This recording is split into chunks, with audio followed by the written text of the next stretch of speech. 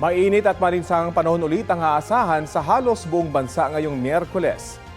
Ayon sa Pag-asa, nakakaapekto pa rin sa Northern Luzon ang ridge ng high pressure area.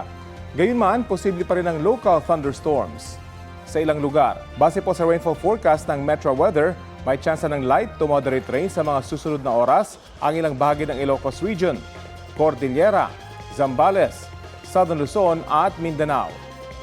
Posible namang pumalo sa danger level na 45 degrees Celsius ang heat index ngayong araw sa Cotabato City ayon sa Pag-asa. 41 degrees Celsius na extreme caution level ang posible namang heat index sa Dumangas, Iloilo.